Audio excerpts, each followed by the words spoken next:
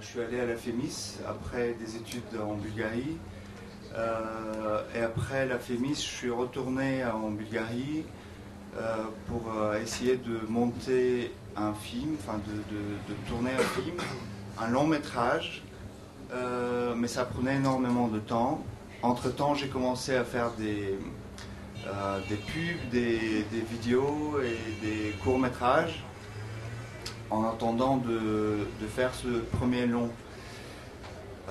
Mais ça marchait pas, enfin, on n'avait pas de chance, enfin, à chaque fois on ratait les trucs et c'était pas les bons moments et tout ça. Donc je n'avais vraiment ras-le-bol d'attendre et on s'est dit on va faire un truc avec très peu de moyens, avec une histoire simple et adéquate à raconter dans ces conditions-là. Je savais pas comment, enfin j'avais pas vraiment l'idée, voilà, j'ai une histoire, etc. Mais j'étais à Sarajevo, on présentait le projet.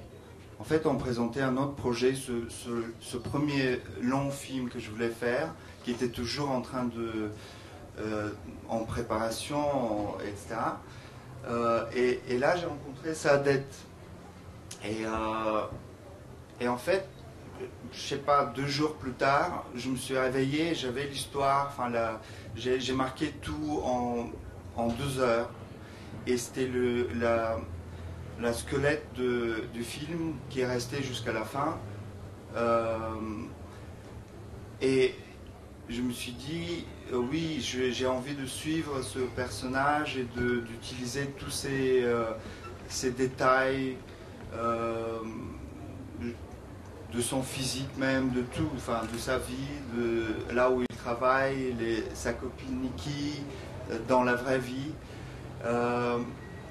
Et ça a amené ce ton réaliste que je voulais développer, garder et mixer, je ne sais pas si on peut dire comme ça, avec des choses inventées et fictionnelles. Moi, je voulais vraiment aller dans les endroits underground et voir comment sont enfin, trouver comment faire ce portrait de ces gens qui sont un peu dans la rue, un peu violents et tout ça.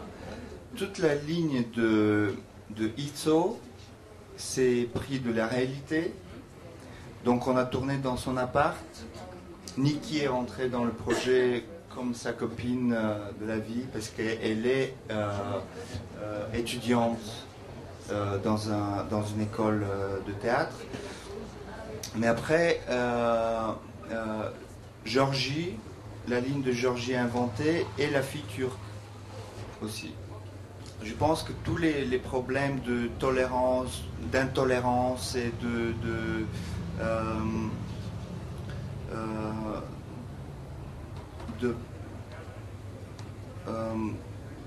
enfin les gens qui sont pas centrés et qui vivent pas pleinement, c'est partout pareil. Donc Sofia, c'est le contexte du film.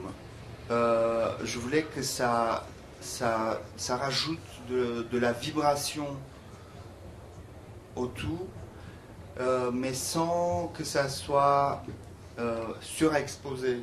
Vraiment d'aller chercher les trucs directs et trop